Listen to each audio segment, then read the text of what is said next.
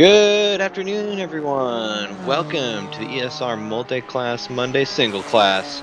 I am your host, Cole McCrae, and today we are finishing up Season 4 with a lovely Enduro Rents event at Spa-Francorchamps. It's looking nice out there today, and we got quite a race coming up. I am joined today by Jeremy Reeder. Yo. Yo, and can't wait to get this show on the road. I'm hearing the slight hint of a rumor that the man Matt Higgs himself may end up popping his little head in here, but his head actually isn't little, but it just looks little compared to the rest of his body, which is so huge. I'm pretty sure you have first-hand experience if his head's little or not. Oh, I have many first-hand experience. Could you do me a favor? No. Could you move TeamSpeak out the way? What? No, I can't. Sorry, can't be done. Oh yeah, I forgot. Hey, you don't. I forget you don't have hands. I don't know what to do with my hands. Yeah, it's okay. There's nothing to be done. Don't worry about it.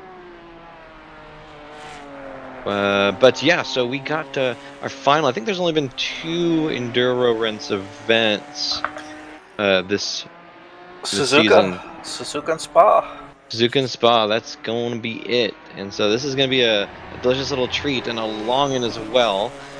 We're looking at 75 minutes, an hour and 15. So but it's gonna be 1.5 times points, 0 pit stop. Is that right? Yeah, that's right. Okay. Yeah, that's right. Wait, no, it's not. No. You gotta do. This is. I'm looking at season 5 right now. 2 pits. Fuels required. Tires are not. Okay, good thing you remember, because I was out of there. Looks like, yeah, And if not, then let us know in the details. Oh yeah, like, subscribe, and comment. So if you're angry, be sure to comment extra hard. It makes us happy. Yeah. Yeah, 60-minute race, 2 pit stops, no pit window, tires are optional, refuels required. Oh, only 60 minutes for this one. Okay, so yeah, sorry, I was looking at the Monday info channel, and it's already been switched to season 5, and so I went all the way to the top to check on the format, and I was like, wait, this isn't Silverstone. Yeah, this isn't Silverstone. I mean, it could be if you close your eyes and dream sweet dreams. No one has set a valid sector 2. That is quite an interesting predicament. That can't be real. No one has set a lap yet, but we've already got someone on the pole. As you can see, details are as follows: Neil Sutherland in first place, quali sitting on that pole. Zach Martin in second, Max Simmons taking up third. Adam Stark with a pretty good 4th place. Compared to last week, he doing really good in that Janetta. Tyler Egley in 5th, Mark Sutherland in 6th, Lyndon Bingham in 7th. Excuse me, Antonio Martel 8th. Spencer Taft in 9th, and oh my gosh, we haven't seen Lee in forever. What's his name? Curtis Lee. That's right. I feel like it hasn't really been that long. And why not Tyler Thompson in 11th? Because we only have 11 cars.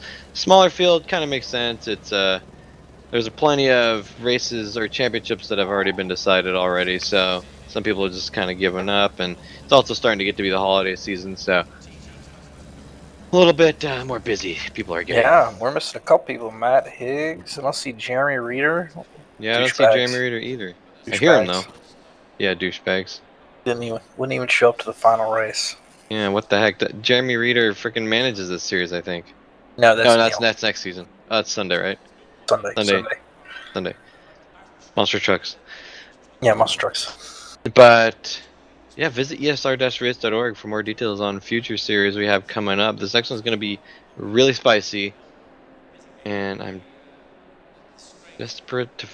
Okay, sorry. My race app was misbehaving as it does frequently. You'd think I would learn once in a while how this thing operates, but no faith. I have no faith you'll learn it. Yeah, I mean, it's just not good. I'm trying to narrow down what the heck rounds Curtis Lee has been here in, but it's not letting me view his profile information. There we go. Okay, he's only been in round 1 and round 8, so this is the first second round that he's been in. Well, welcome It's back. okay. Love to see you, Curtis. Yeah. He's only participated in the multi-class Mondays, so glad to see him back. Battles. Ooh, well, I would espouse on that, but sadly, you know, my future sight has backfired and has turned into past sight. So it's you know, I kind of can't see any results without spoiling it, unfortunately. Well, I think if Reader would have showed up, I think Max Simmons got this locked up. Oh yeah, that's right, because it was him and who else? It Was was, it it was him, Martin? Reader, and Egley Oh, Agley, that's right. that were in the fight, and then Reader had a terrible Watkins Glen race, so that moved Tyler up above him. Hmm. Um, Tyler and Reader would have had a good battle here if Reader would have showed up, but he's a douchebag and decided not to show up. Who else? Neil Sutherland, and I want to say Zach Martin. That was supposed to be another good battle. Let me see here. That's all definitely possible as we see the racers set off for the very, very, very long formation lap. Yeah, it's going to take us like 12 and a half years to get the start. Or at least, you know, it'll still probably be quicker than my car would get to 60 miles an hour. John Archie and Adam Stark, which John Archie isn't here today, so yeah, really there's no humongous battles for the points today. It's just more of go out there, have a good time. Yeah, well, it's going to be certainly a good one. Track conditions are optimal. Temperatures 24 degrees in the air, 31 in the ground. No wind to speak of. It's going to be all clear. No wind at Spa, really? Perfectly, perfect time to go racing. That doesn't make sense. Yeah, Where's the rain? I was gonna say, it's the thing. I'm most surprised that there's no rain. Is that even possible? I don't know that that's possible. It's not. Yeah, it's alright.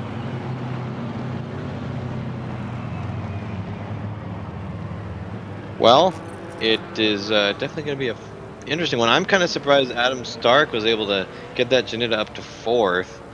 It seems to me that higher speed cars usually perform better at this track. And it's kind of just been a mishmash of everything up in here. Tyler Thompson in the handling focused Camaro is last, but that's not necessarily, could have just had a bad qualifying lap. We see the McLaren of Zach Martin, but Martin is a very competent driver to begin with, so maybe that's a little bit on. Really, he's competent, you say? Yeah. Ditto for Neil Sutherland. Max Simmons is in that BMW, which has got some straight line prowess, but it's not overly fast in a straight, so it's kind of just everywhere. Yeah, I was half expecting Zach to be in first place with that McLaren because that thing it is a rocket on the straights.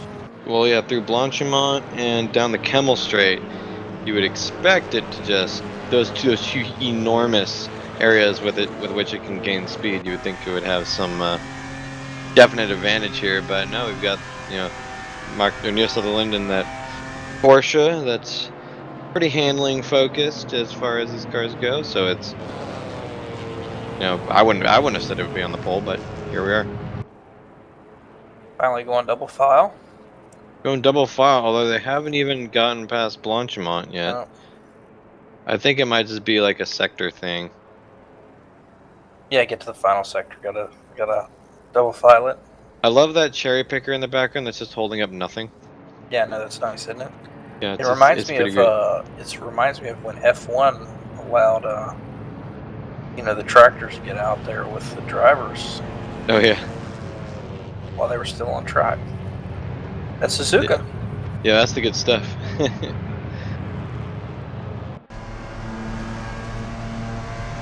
You know what? When we had the IndyCar race, Grand Prix of Portland this year for at Labor Day, it was a great race. But one of the jumbotrons that was being held up by like a big crane started falling over, and like Nice. the hydraulics on the crane started failing, and it didn't fall off. They were able to repair it, but I just imagine that cherry picker in the back, or that what's it called, telehandler, was just holding up a jumbotron and it fell off. Could But you imagine the ass chewing that the dude that was responsible for making sure that was good to go took that day? oh, yeah, well, I bet luckily it didn't fall off and no one, especially no one was hurt, but if he had, that would have been really not so great. So we Just imagine will his not heart get sinks. we won't get the green until we get on the straight going towards a rouge. Yep, La Source will be the last turn in the formation map. I'm Why? glad I you know the don't know. turn names. Glad you know the turn names. I only know like three. I know Eau Rouge, I know Kemmel, Bouillon, and La Source, which is really all you need. Right. Oh, also Lecum. That's the one right after Kemmel, or like three after Kemmel. It's a right turn. I also have no clue where the starting line is on this Could be part right up here. here on the right hand side. I We forgot should there's be going 70. green right about now. There we go. Right about now. Go, go, go for the final round of multi-class Monday single class. Immediately, Oof. Zach Martin gets the jump on Neil Soyland. That Adam Stark, ditto for Max Simmons. that Porsche has a horrible launch at 60 in second gear, It so really does. I'm prepared to see Adam Stark just get obliterated by that BMW, and it looks like absolutely. it's happening, but not as much as I would have thought. I mean, not in the draft.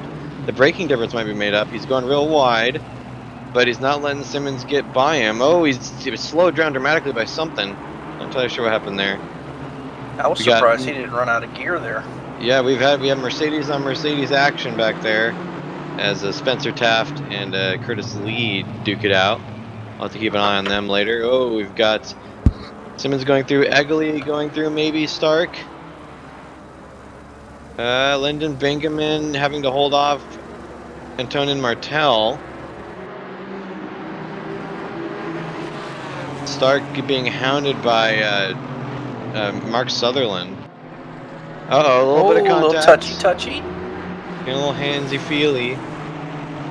Touchy-feely. Get a little handsy.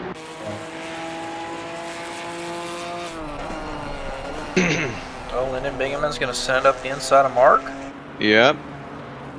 And it's not gonna work. Do love the sound of that 3.7 liter Duratec V6 in that Janetta. That mini Viper. Yeah. Spencer Taft currently engaged. Tyler Thompson picked up a spot from Curtis Lee. And maybe one more as they are on the run up to. No, we're not ready for Blanc. Oh no, we are. This is Yeah, we're coming up to Blanchimont coming up. Blanchimont. Yep. Now Maybe. that Mercedes being powered by SRT, you can say what you want about them Dodges, but they are fast in a straight line. I would I have forgot assumed about that. he would have been up front. Yeah, you would think so. Well, he's not allowed to use the Viper engine. Oh, let's see. Spencer Taft is holding up. Oh, no. We got immediately Lyndon Bingaman. Yep. Gonna take it as Going one out. of his two stops. Yeah, there's no, what's it called? Pit window. Yeah. So you can burn them all at the beginning. It's not particularly advisable, but not impossible. Gotta use them Well, whenever. but in the case of Lyndon, he was battling traffic, so this will give him a lot of clear track to put some solid lap times, go for an undercut maybe. Oh, absolutely. I was referring more to using both. Ooh, we got some dirt flying off the track. Looks like no one's, ooh, just Taft taking a little chunk out of, whatever the turn after Eau Rouge Well, is. but I think the strategy for most of these drivers is going to be no tires. Everyone's just going to take fuel, I think. Makes sense. We got Curtis Lee hounded by Lyndon Bingham. Nope, Tyler Thompson. Other way around. Oh, wow, wow. breaking way late, both of them. They're still side by side, though. And Adam Stark side by side with, was that Eggley? Nope. No, it No, was that Mark is Sutherland. Mark Sutherland. Okay, so still being hounded. That Janetta's fallen off mayhaps a little bit. Zach Martin putting almost 1.5 seconds between him and Neil Sutherland behind, so getting a pretty good jump out of the gate there. Simmons holding on to the back of the Porsche. Well, this says Stark is less than a second away from Eggley, which should put him well within the draft, although I'm wondering if maybe that might be out of date. It could be. We'll have to see, I suppose. Tyler Thompson still battling with Curtis Lee and slowing them both way down. They're hemorrhaging time to Curtis Lee ahead, or to Spencer Taft ahead, apologies.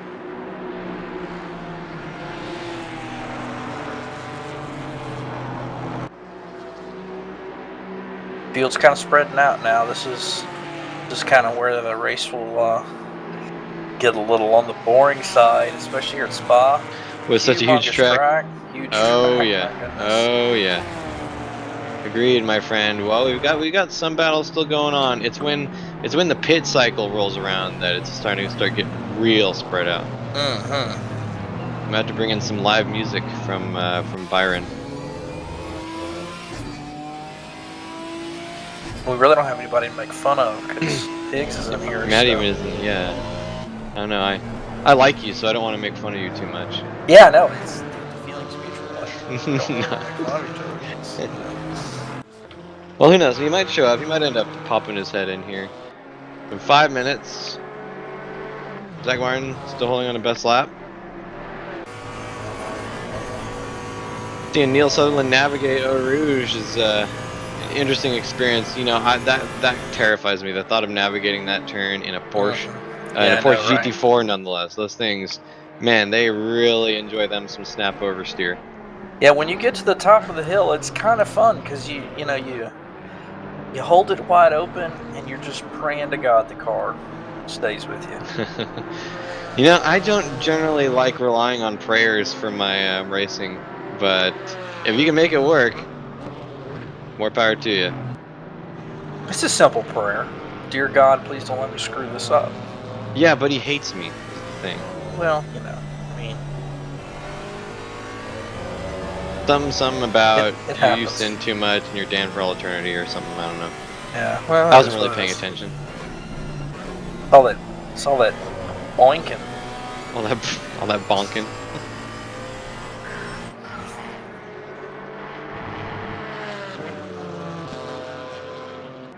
I just realized how freaking low the wing on that Porsche is. How's it able to get any air over it or under it? It can't. Okay. That explains why the rear wants to come around so bad. The arrow's not doing anything.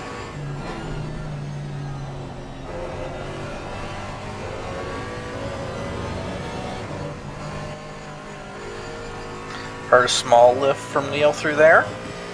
Yep. Getting a little bit antsy off that off-camber curbing. Mark Sutherland still duking it out with Adam Stark, who has just barely crept down behind Tyler Eggley. Eggley's on his own, 2.5 seconds up to Max Simmons.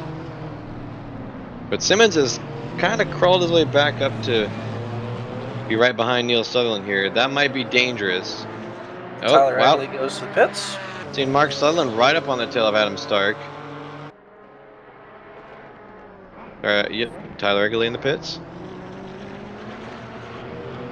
Man, director, shift over to Mark Sutherland and Adam Stark. These boys are there. There we go. Trying to go around the outside, Mark Sutherland, around Lesource, not happening. Adam Stark gets the launch and the setup out of the source. Looks like Martel and Taft are going at it also in the background. We got a couple little battles going on here. Ooh, Adam Stark got too much of the grass. That is going to hurt his run down the Camel Straight. Yeah, this is going to suck because not only that, but he's got that Porsche, which is slightly faster than the Jannetta, and it's got the draft. Well, he's setting up really wide. Making Stark. Oh, I'm not entirely sure what Stark is doing here. He didn't need to take it. He didn't need to cut it that hard. But there's That's not gonna enough room. close. That's gonna close Mark right up on his bumper. That's He'll gonna be have the a, better run. He'll have the better run. oh, Sutherland going around the inside, maybe having a little look. Going in. Now this is around Bouillon, so it's gonna be a really long corner. Not gonna really have a chance to set up a pass around that, unfortunately for him. Actually, that isn't Bouillon. Bouillon's one before it. I should just look up his freaking track. That's no name, I believe. No name. Yeah, my favorite turn. Oh, and we snap back to Neil and Max. Yep, Neil and Max.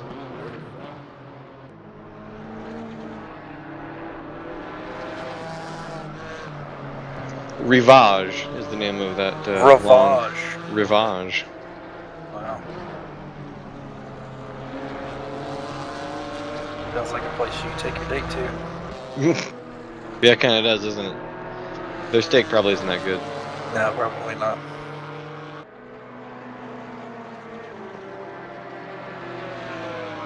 Yeah, it's really a tough choice. I really wish we could do some sort of picture-in-picture here. We'd watch Taft and Sutherland and Stark. Oh, Neil getting a little bit unkept with his Oh, and Blanchimont Max. navigation. Simmons early on the brakes. That BMW is heavier, or not heavier, but it's got less braking ability. I think Max could have sent it right there, though. It looked like he was just a touch too early on the brakes. I think he could have stuck his nose in there, spooked Neil a little bit. Yeah, you know, it's a question because if you can maybe be able to, if you force the issue with someone knowing the weaknesses of their car, it could do you pretty well, especially when the car is as legendarily unstable as the Cayman GT4. So if he had thrown it up the inside and just said, "All right, ball's in your court, Neil," it's possible he would have made a mistake. Maybe we can only theorize here, but looks like something happened with the. Go ahead. Go ahead. What'd you say? It looks like something happened with Antonin Martel. He's now 1.3 seconds behind Taft. I don't think he pitted. There goes Oh, Max Neil. Simmons on the inside of Neil. Yeah. Lovely execution there.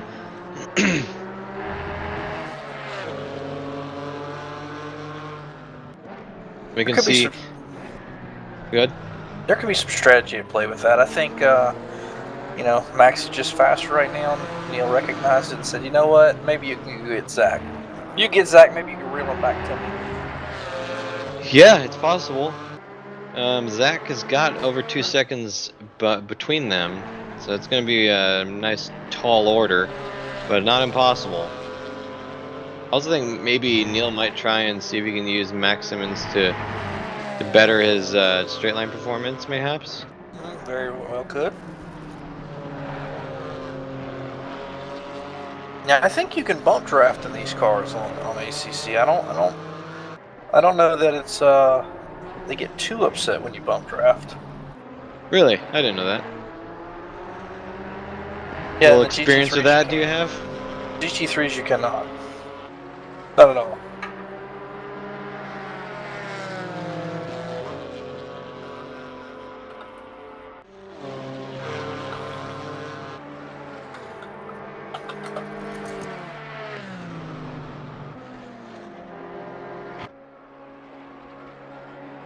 So we totally missed the Mark Sutherland Adam Stark battle because now Mark Sutherland's way up on him.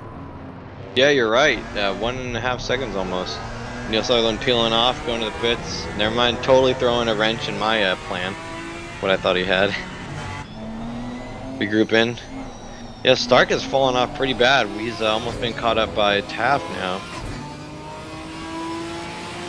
He's 1.3 seconds. That's a pretty tall order. I was gonna say he might still be within the draft zone, but even then the Jeanette is gear limited, and yeah, 1.3 seconds is you're not gonna get much draft from that distance. No. I usually consider about 3/4 to 7/8 of a second to be kind of the limit of draft in some of these cars. Using them Gran Turismo numbers, are we? No, ever since I started working my current job where we use inches for measurement, I've started doing that in my vernacular, and it's I don't know I'm that. ashamed. I don't know that we need to know what you measure for your day job. I don't think our audience needs to know that. Oh, I think you do. It's really hot. Oh, was that Taft going way sideways I there? have no idea. It It must looked have like, been. oh, a little bit. That was a nice save if so. We didn't get to see it, but he coming out of the Kemmel, he was way sideways. There might. Oh, he's off. Someone's off. Yellow flag. Double Oh, yellow it's flag. Martell and Artem and Spencer Taft. They have to both be off. Yeah, Antonio Martel, Spencer Taft. I think they might have had contact around Rivage, if not in the lead up, because they were side by side for a good chunk of it. And correction, it was not a double yellow, but there were just two cars that had a yellow flag, or that were causing a yellow flag. So I'm not sure here, but I think that Curtis Lee was able to get around both of them, or Martell, one of the two. We'll find out here in just a second. At the next timing gate. Yeah, I think it might have been Lee, but we'll see at the next timing gate. You're right, which are coming through right now. Oh, it's killing me. Who's gonna be jumping everyone? Yeah, who jumped everyone? Lee. Curtis Yep. Lee. Sure enough. So great little happenstance for Curtis there. You know, Adam Stark is holding on to the coattails of Mark Sutherland. He's actually grabbed 0.2 of a second. I can't say I was expecting that too much, to be honest. They're both kind of handling focus cars, but the Porsche is no slouch when it comes to handling. I mean, sorry, they're both handling focus cars, but Porsche is a little bit less of a slouch when it comes to straight line. I would have figured that would pay way more dividends on this particular track. Maybe Mark is taking it a little easy. Yeah, and the Porsche's got a little bit more gear as well. I really am surprised that the Ginetta is able to. He must be right on the edge of smashing that rev limiter at the end of the Camel. Oh, easily. Last time I drove this track was 2 seasons ago. Man, just look at the difference when he goes over whatever the last Radion. That's it. Ready on. There's a pretty good difference there, but he loses it immediately once he's got to be bouncing off the rev limiter right now. Oh, but something happened to Mark Sutherland. Looks like, well, out of the Ginetta just does have better brakes, but not. I didn't think it was that much better.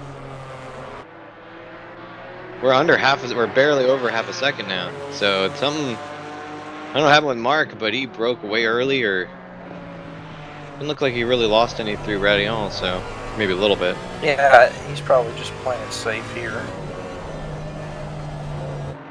Yeah, very late on the gas there.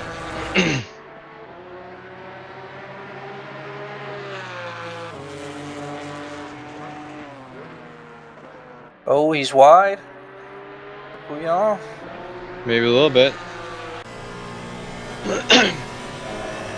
So this turn that they're going through now, this right-hander, I want to ask you how you think this is pronounced.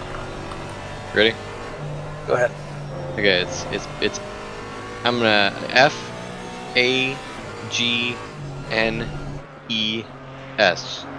I think that's pronounced. Fagans. Well, it'd be like, yeah, it'd be like Agnes with an F in front of it, so Fagnes. Fagnes. But it's French, but I choose to. It's probably French or Belgian or whatever, but I choose to believe not. And wait, it'd probably Feign or something, but I choose to believe it's Fagnes. Fagnes, yeah. Oh, So is we there either something need going? Martin Edmonds to tell us, or We got someone else dipping off to the pits, maybe Max Simmons. Maximans. Now, Neil went in 2-3 laps earlier, so we're going to get to see how effective the undercut was. Yeah, we will, and Now, Tyler. there's always some drama. There's always some drama with the timing in the pit lanes, because we've seen more than one really crucial pass being made under the pits, which is irritating for us because you can't see that. But definitely makes for some good racing. Now Linden went in behind Spencer Taft, so we already know that he's gained a position there. I think that he jumps. I'm going to go ahead and say he jumps up to about 7th, Okay, maybe wait. 8th. Hold on to that. Let's watch because Stark is way closer this lap than he was last lap, coming up to the braking for Lacombe. Oh, I thought he was gonna send it, but I think maybe Sutherland might have thrown a wrench into that with an early brake. Okay, so who are you thinking was gonna be seventh or eighth out of the pit cycle? Linden. I think Linden Bingaman will be. He was our early stopper. It's definitely possible. That would be one hell of a jump. Well, it'd be a jump.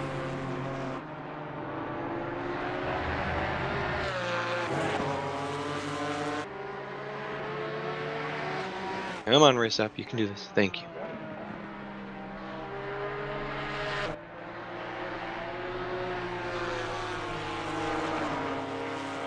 I'm just looking up.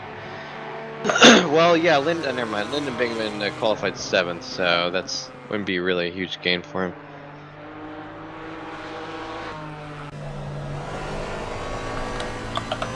So Adam Stark piling on the pressure on Mark Sutherland here. Kind of curious what's going to happen. The sad crux of the issue of these handling focused cars is that, well, it makes passing something you got to actually think about, and is a lot more difficult. Well, I wouldn't say a lot more, but it's more difficult. So Stark has to kind of plan his attack and also not burn his tires and you know, sanity too much, trying to fight down Mark here. Golly, that Janetta on the brakes though. Brakes are pretty amazing. I don't even understand. Like, it doesn't even make sense how it can be slower that much in a straight, but that much better under braking. Like, are these cars required to have a certain amount of weight and a certain amount of aero and a certain amount of, I would have thought so. you know, all that good stuff? But that's what makes it interesting. I'm not complaining. I'd rather have it this way than have every car be basically the same.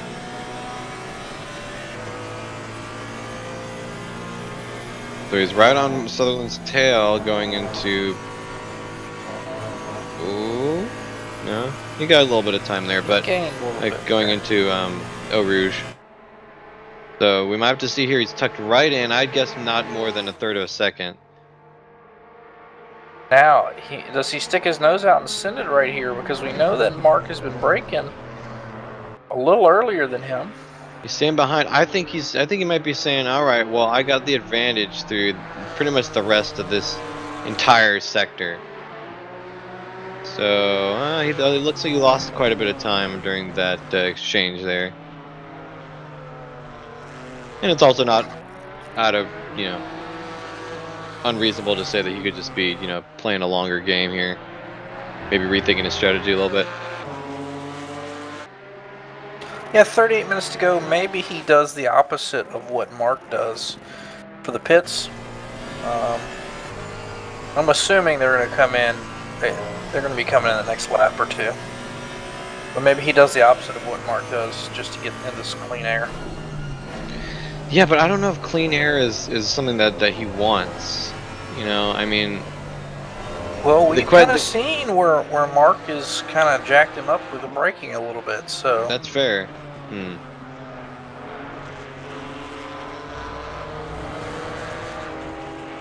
Yeah, if he was really on it, he would be bump drafting Sutherland. Because we've seen him gain half a second in just the braking sector, so you almost wonder if he had clean air, what could he do? Yeah, I mean, clearly these guys are really well balanced when it comes to performance around a track, not just in their cars, but also in their skill levels. And yeah, you gotta wonder what's going through their head now. Kind of, in real life, it'd be not that much more. Okay, Sutherland's dipping off. He does the opposite. Sure enough. All right, so you were right on both counts. Sutherland going into the pits, and Stark not doing so. Whatever happened to Bingaman though? Oh no, never mind. There's plenty of cars ahead of him that. Wait, no. Because that puts him what? Yeah, never mind. I won't espouse. Okay, we don't need to see a car in the pit lane, director. That's not Yeah, we exactly the most yeah, we don't. entertaining. I mean, it's a good looking car. I'm not a fan of the livery, but it's the car looks fine. So I was wrong about Lyndon. I wonder what he did on that pit stop to put him so far behind of everybody.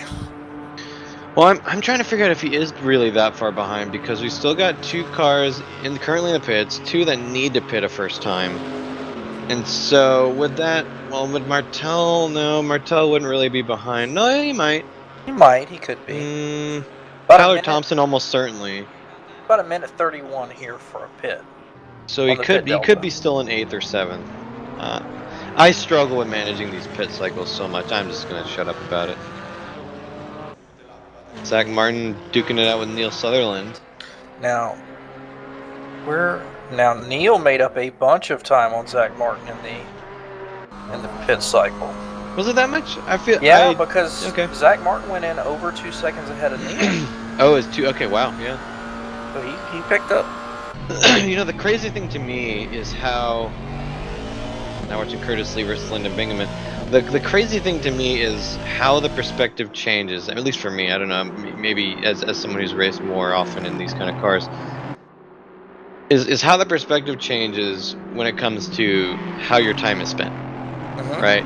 Because we can all see the difference in space a half a second can make when going at full tilt, and missing a curb, or missing the apex, hitting a curb, botching something and costing a half a second, when it's so easy to lose way more than that in the pits, which is something that I feel like people don't practice as much. No, and it's actually kind of interesting But it how doesn't feel little like you lose people that much. practice. Yeah, it doesn't feel like it, but it's truly all in the execution. How well you get in the Yeah. how well you get in the box, how quick do you get the car started? Because there are some people that use like the auto start. Well, the auto start doesn't start turning the car over until it's on the ground, right? So Yeah. you may lose.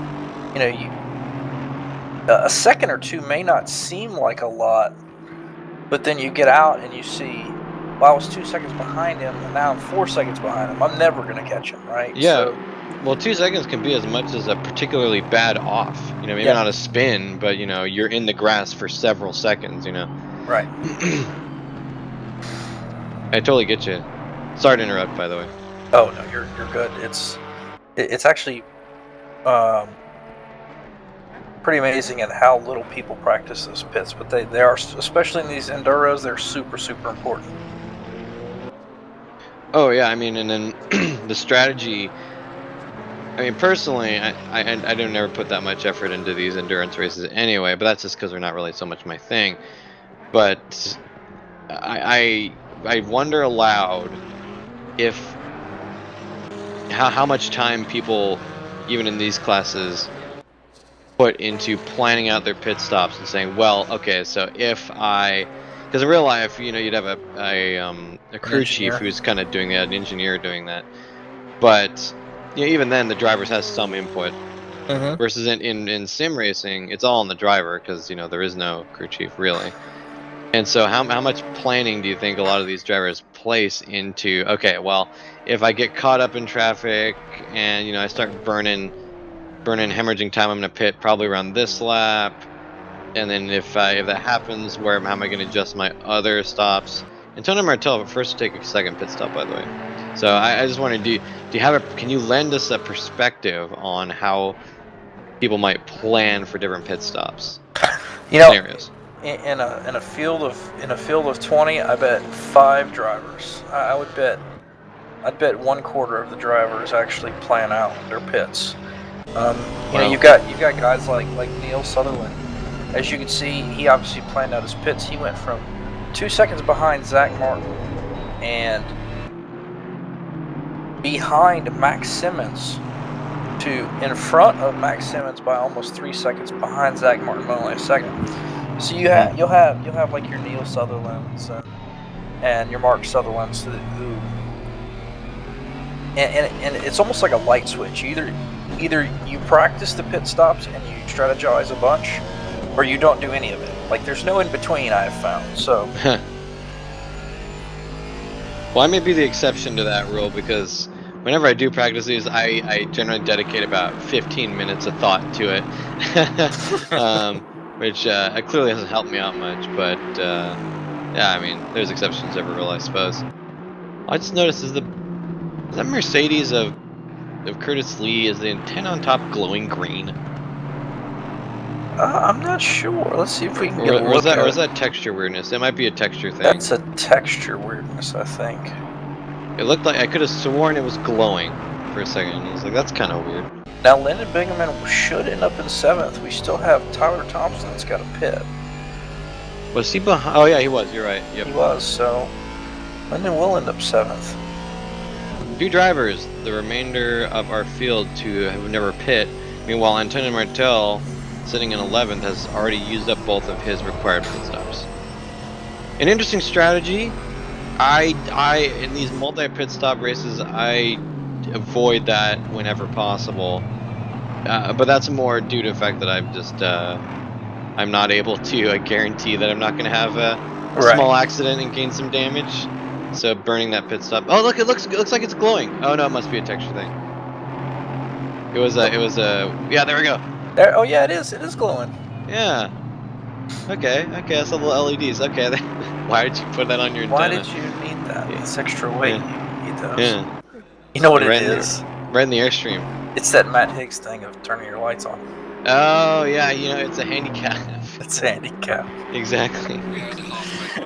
You know, I'll never let him forget that. Never. I'm kind of tempted to go back and watch and see and find the episodes that we talked about it where he was like, you know, why do you have your lights on? That's just wasting engine power. And I'm like, Matt, it's like an eighth of a horsepower. We're talking double-digit watts here. He's like, it's still it's something.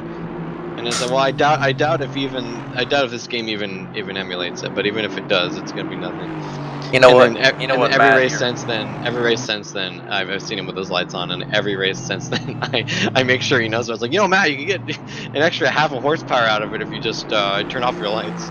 Yeah, Matt, because those lights are pulling more than that digital sign in the windshield to put enough load on the alternator. Yeah, okay, all right. Yeah. Matt, why don't you just disconnect your alternator? You'll save so much power. Yeah, you'll just Why don't you know what? Get some magnetos. Just take the whole serpentine system and throw it out. You don't need none of that. It'll be okay. Yeah, you don't need this fancy LED display. That's just sucking power. You know, it's all right. Keep the letter boards and what your name is or whatever, because that's required. But you know, get rid of that. You know, this grill. It's messing up your airflow. Get rid of that grill. We don't need that. Mirrors, nah. Well, that's technically a requirement, so you gotta have the mirrors. You don't need the air jack system. That's just adding weight. Right, that's weight. I don't know a single guy who can't operate a floor jack. Okay. Right. You know. But yeah, I never forget that. Tyler Thompson and Tyler Egley. Tyler's taking their second pit stop. Roundabouts now. Curtis Lee getting caught up on by Spencer Taft. That lit up antenna is causing him some to be down on power, especially compared to that. Oh nope, there he goes by Spencer Taft. He says I'm going pit. I need to recharge my battery. It's running low. That's right. Oh no, it's Curtis Lee who's never mind. I got that backwards. Generally, with these enduro races, I've found the 60-minute enduros, if you split the race in thirds, you do a 20-minute stint, you take a pit, you do another 20-minute stint, and you pit. Usually that gives you enough data on how your tires are doing, so you can make a decision if you're going to go ahead and swap those tires out for the last 20 minutes. But normally you don't need to, especially on the GT4s. Just depends on how you run the camber. Yeah, makes sense. Curtis Lee going a little wide on radio, but not a huge problem. And I do wonder what all these guys' different strategies are. In the past with the excuse me one second. Excuse me, I had to burp. In the past, we've done way in the past, like we're talking Sunday series season 3. We've done interviews of the post-race interviews of the drivers and discussed pit strategy. We definitely, it'd be hard to get that reinstated just because of the weird timing of some of these things. But I am kind of curious as to what the drivers are doing differently when it comes to strategy. I wonder how they're planning it out. You know, what kind of contingency they have. I mean, you can't plan for every eventuality, right? But normally people will make at least some effort to do something like that. Oh, I just got a DM from Matt Higgs.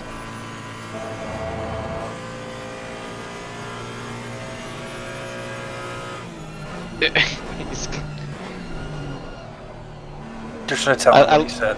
I love Matt, but so many times I look at what he says and go, what? What? So I said, do you think you'll have time today? Okay, so I said, do you think you'll have time today? And he said, hi, maybe. What does that mean? Your guess is as good as mine, too. I'm saying, well, we got 26 minutes left. And I sent this like about an hour and a half ago. Yeah, I mean, it is Matt. Left. So join if you can. Smiley face. So I think, and you bring up a good point, Cole, about getting some of the drivers on here to talk about their strategy. We need to have like the Neil Sutherlands of ESR come on and talk to us about strategy. You know what? We need to challenge Neil to do that. This is an official call out, brother. You gotta get in the booth. Gotta grab his ass. I mean, pull his ass in here. Sorry, I had some. I was thinking about something else for a second. What? But as your DM and Matt Higgs, I get it. Yeah, It's okay. Sorry, I'm a little flustered right now. I think we should even take it a step further if we could. I think we should grab someone also who's the opposite, who does literally zero planning, or negative planning, and whatever that means, and grab them and have them do an interview as well, and maybe even have them meet each other at the end and absolutely like discuss their strategies and how each other is wrong. I mean, it probably won't be that dramatic as I want it to be, but it could definitely be interesting at the very least. Now, I've heard from Roberti that Max Simmons does zero planning. No planning. He just shows up and he runs the race, which sometimes that's the best. I 100% believe it. You could plan all day long, but sometimes you just got to take what the race throws at you, right? Yep. Oh, 100%, and I'm 100% in that camp too. Like, very much to a fault where I don't even play even when I did play this game. So not anymore because I don't play it anymore. But even when I did play this game, I would literally jump in and figure out my setup during qualifying, and then use like 3 minutes for qualifying and like a half a minute for setting up the pit stop. And I mean, sometimes it didn't work out so good because I would have dry tires on in the wet because the way ACC does its pit stop planning is absolutely bizarre and a bunch of words that I can't say on YouTube, but yeah, but also it's that I didn't plan it. Fucking retarded. It's fagness, Jeremy. That's what it is. But also it's on me because I could work through those if I planned it more than an 1/18 of a second.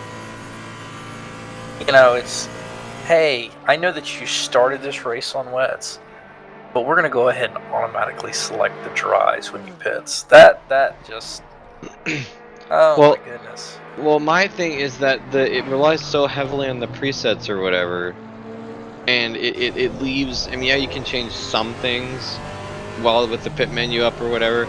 A, that sucks, but you can do it.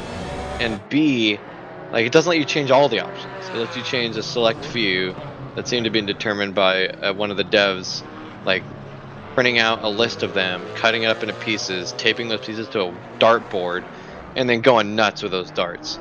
And then after 5, he's like, okay, we have go. Oh wait, no, they're Italian.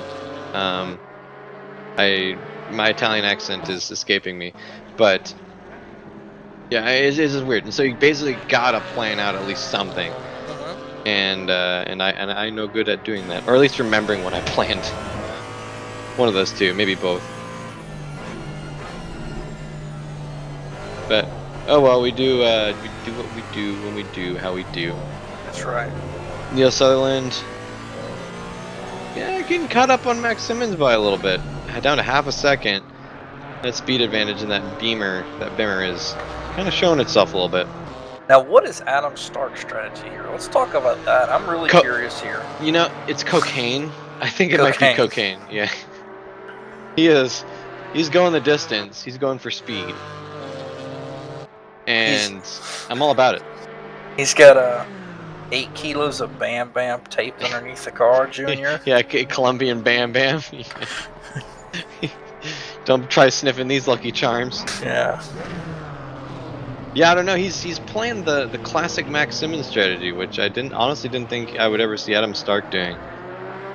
Max Simmons really likes waiting until the very last second to pit, and he's shied away from that strategy today. And I think Stark has taken up his mantle. But whatever it is, he clearly thinks it's going to work for him, or maybe he's just forgotten because of all that cocaine. Yeah, I'm not too sure how this is quite going to shake out for him. So it looks like he has got to be close to lapping, I guess, Curtis Lee? Does that make sense? I don't know that makes sense, but I'm not sure how much sense that makes. Well, I would think it'd be like Taft or Martell. But you do lose about. So they've already done their 2 pit stops. Yeah, so and the pit stops are enormously long here. Yeah, they lost at least 3 minutes per pit or for 2.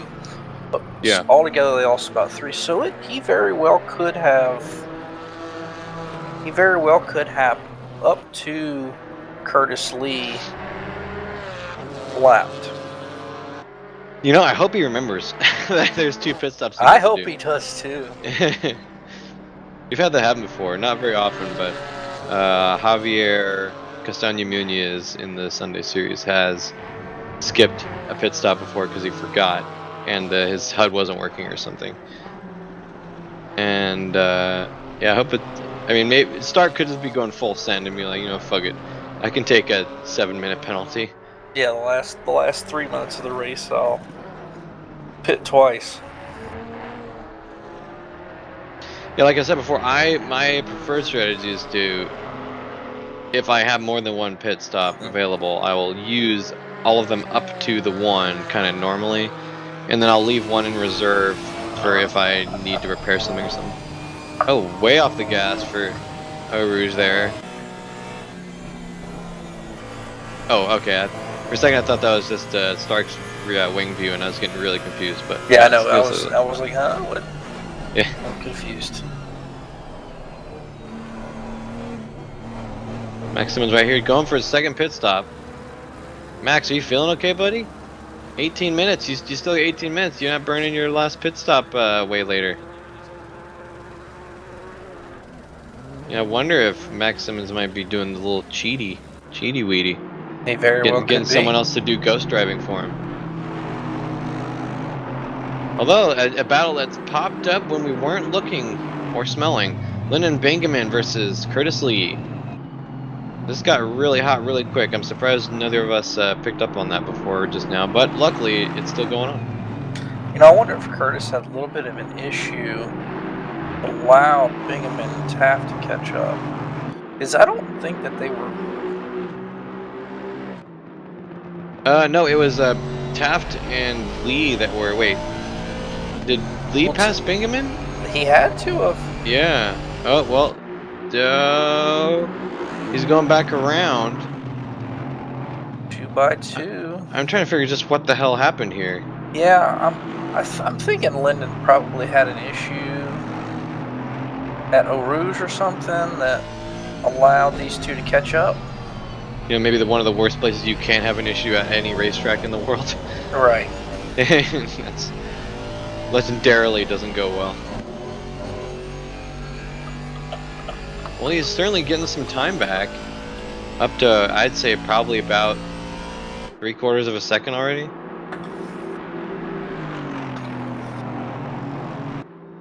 Maybe half a second. Yeah, he had to have had a big issue. You know, it could have been in the chicane. It could have been in turn 1. Adam Stark with his first pit stop. So this will be interesting. So he did. He had Linden. He had this group lapped. So he lapped Is the there? entire field. No, he lapped up Oh to no, sorry. This is sorry. I saw the purple next to to Zach Martin Linden. and thought that was the camera indicator. My bad. So He lapped all the way up to Linden. a lap around here is about 2.5 minutes, roughly. Oh yeah, Curtis Lee's last lap 3 minutes 35. He had a big. He Maybe he had, just pitted. He's pit. yeah, he No, could that's have not pitted. enough. Yeah, No, that's no. enough. 1 minute? Yeah. Because You sure? you got to remember where they start, where they enter the pits, right? It's Oh, not you're right. exactly at the start finish Yeah, line. yeah, yeah, So yeah. You're right. they Okay. turn over the lap mid pit. Gotcha. That makes sense. Okay. Spencer Taft getting a little bit of a run. Looks like Lee's had a fall off of some sort. He's not able to keep up with Lyndon Bingman right here at this venture. I wonder if his tires are just ate up. I wonder if he's just gnawed them things off. They He's no grip whatsoever. they might be giving up, and yeah, that could be a flaw of the go all the way on one set of tires strategy. But then again, you got to think, yeah, how many seconds am I losing here versus the catastrophic 90 seconds or whatever that a pit stop is here. You have to have quite a few poor laps in order to make that up. Oh, and that minute 30, that is with 4 tires. I didn't even think about that. So, you know, maybe pits, depending on how they fueled, 110, 105. Well, but you wonder, like, if you're spending that long in the pits anyway, it almost makes the tire change more worth it. Because comparatively, on a percentage basis, you're losing less time. You're still losing a considerable amount more time. What, like 45 seconds or something? Yeah, But something like that. but it compared to the minute or whatever it takes just to be in the pit lane, it's less. Whereas something like Donington or whatever, really short pit lane, we're talking like 30-35 seconds in the pit lane, and then 35 seconds, that you doubled your pit time. Right. Versus this one's Well, like, what's another 30%? well, but it could be more than that because if they're only splashing and dashing, so 1 liter at a time, they're only going to spend 3-4 seconds in their box. So you're looking at most a minute 8, a minute 6 per pit. So you can just add 30 seconds to that, right? If you can actually add 26 seconds to that in 4 tires. And that's if you nail your pit box perfect every time. Yeah. So I mean, but that advantage can be afforded to both tires and not tires, because you still got to enter your pit box with both. So I think we can just eliminate that. So it just really depends on what the rest of the field does, and I don't really see that anyone here took tires. It's sad there's no indicator of that anywhere. It'd be fun to know, but I understand why. Well, I don't understand why, but I understand that they don't do that. Yeah, although we see, Curtis Lee isn't. I mean, he's a second and a half down from Spencer Taft, and that's only over 2 laps. But it seems like he's stemmed the distance hemorrhaging a little bit. I say as he goes off track a little bit. Maybe he got overheated the tires, maybe a little bit. Mayhaps. We've got quite a giant distance behind to Antonin Martel. So 16 seconds over 12 minutes. It doesn't look good, but if someone roasts their tires, assuming Curtis Lee has roasted his tires, it's not like inconceivable that they could bleed, you know, a second a lap or a second and a half per lap. No, not unless he flat spotted him pretty bad. And then if you flat spot him pretty bad, then okay, that could be a. You think so? Yeah. If you flat spot him pretty bad on ACC, it hurts a lot. That's fair. Interestingly enough, Adam Stark went in behind Mark Sutherland. Oh yeah, look at that. And is up by 13 seconds on Mark now. Wow, yeah, I almost wonder maybe. Mark had a bad stop. You know what? I just had a thought. I wonder if Adam went in super heavy on fuel. And he could have, yeah, he very well And we had a could have. really short. Well, remind me of the rules again. You have to take fuel. You have to take fuel at least 1 liter. At least 1 liter. Yeah, I was gonna say I wonder, but you said like, well, getting fuel does take some time, especially if you're grabbing a decent chunk of your tank. Well, and it could be that Mark had a bad pit stop with a bad outlap as well. That probably didn't. Yeah, that probably happened.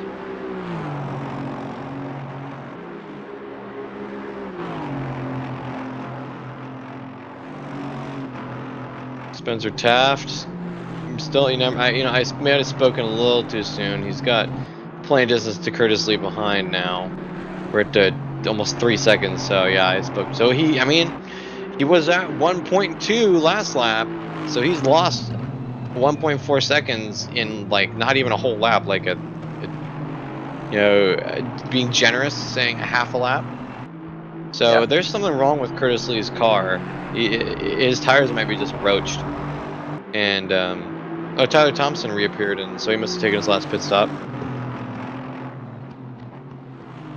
So this might well, although Martel is not catching up, even in spite of that, even in spite of Lee losing time to Taft, Martel's not catching Lee. So he's in fact he's losing Lee. He was at 16 seconds and now he's at 17.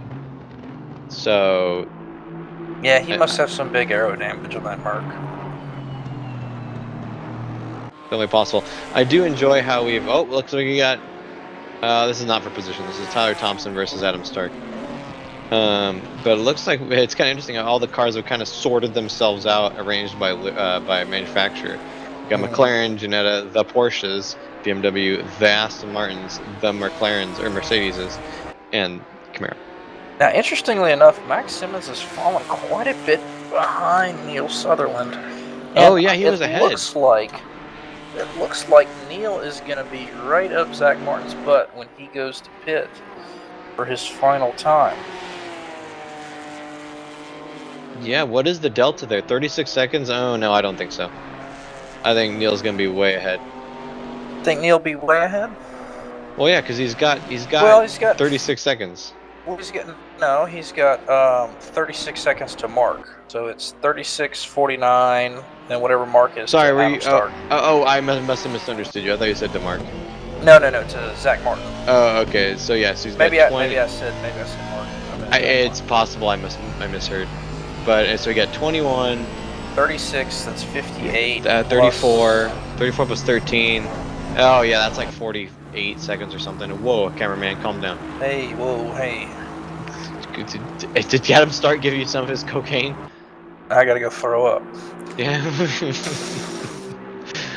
No, I still think he's got it, because that's like being very, very. Well, generous. we're fixing to find out right now. Zach Martin just okay, went in the pits. Right. Okay. Oh yeah, look at that. So, and Stark for the last time. So this is gonna be really interesting. Mark Sutherland will be the last to have not pitted. I think we'll have to pay attention where Neil slots Mark in. pits here. Yeah, oh yeah, there we go. Well, you genius man, you. All right, now what number am I thinking of? What number are you thinking of? 35. Wow, that's kind of close. No idea. Double it and then subtract 1. Okay, so that'd be 69. Yep. Wow, you're amazing.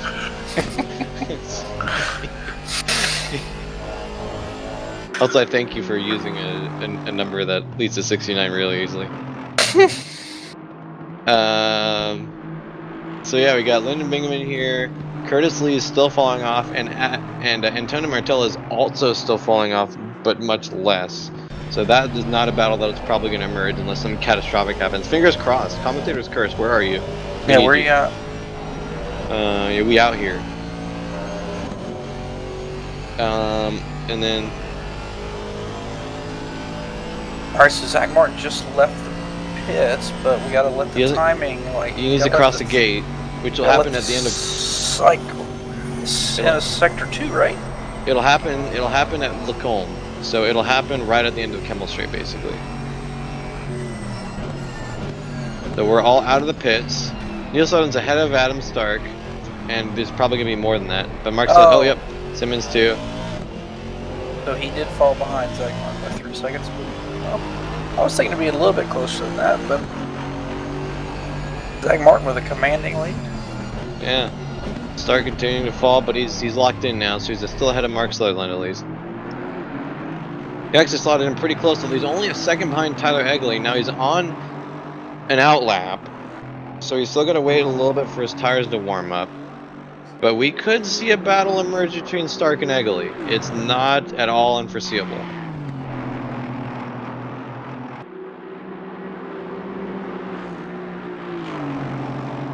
So he's got very roughly half of the distance between Stark and Egley as between Taft and Bingaman here. Oh, no, never mind. Wow, Taft really closed that gap hard. Alright. It's that SRT power, baby. Yeah, right. I do gotta say, I love the yellow Mercedes badge. I dig that a lot. I really don't dig the razor sharp steering wheel. Like, yeah, I know, right? I can have just a very mini rant here for a sec. Why is everyone going to the dumb Formula 1 style wheels? We need to bring back round racing wheels, okay? Because everyone wants to be like Formula 1. Yeah, and it's retarded. I mean, sorry, it's mentally dysfunctional. We need our regular steering wheels back. It's everything in racing, or not everything, but a bunch of things in racing inevitably make their way down to the street level, and I'm sick of it. Are you saying it's a fucking tragedy? It is a fucking tragedy. Fucking, yeah. What's that a reference to? Is that a white chicks thing? It could be. Okay. But yeah, like I was at this is last year. I was at the Portland International Auto Show, and as you do, and I'm kind of car shopping. I'm kind of like keeping an ear to the ground. Like, okay, if the market eventually stops exploding for a sec, and car prices come down a little bit, I could buy something. I want to kind of have an idea of what I want to buy. I sat in a bunch of cars that day, probably 25 or 30, and maybe 20. But Spencer Taft not getting a great run out of whatever corner that is. Yep, he's groceries.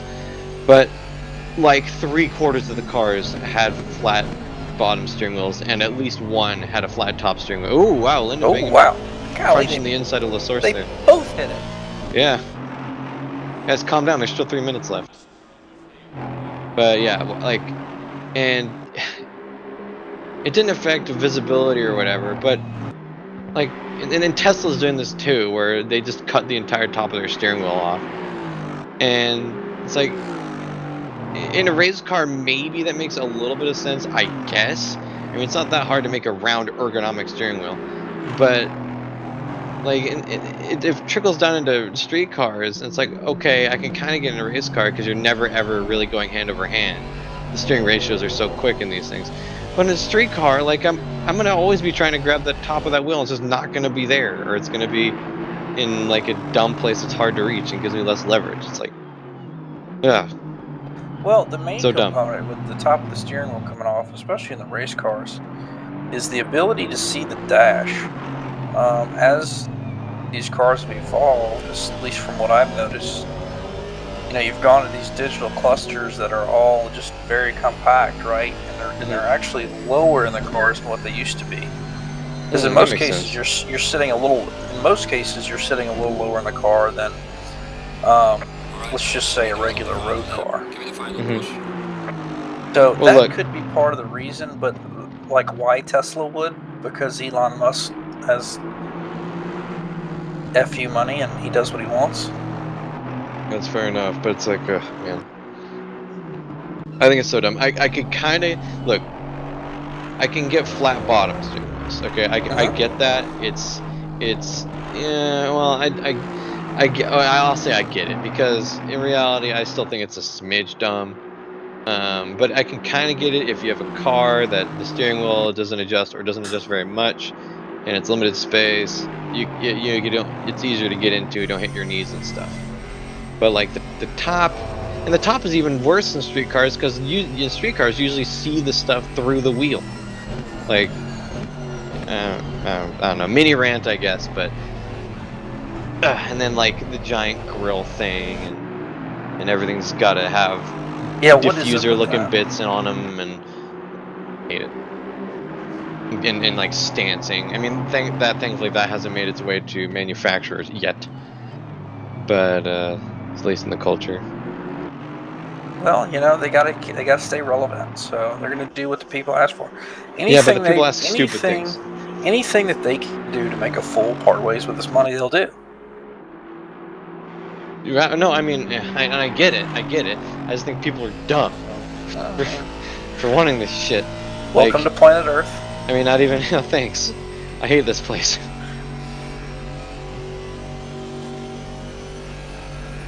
But yeah, I mean, it's Final like lap. it's yeah. Final lap. You're right. So looking forward to that. Zach Martin gonna be 5 seconds ahead of Neil Sutherland. So that's gonna be pretty intense.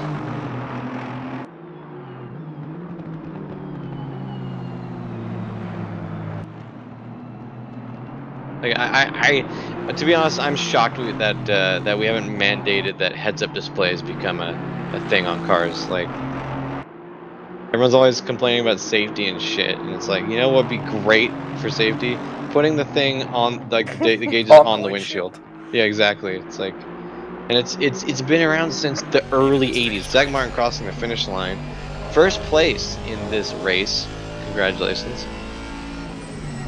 Finally, after all these years, he finally wins one. My dad had a 1987 Pontiac Grand Prix. It was Mm-hmm. loaded to the gills.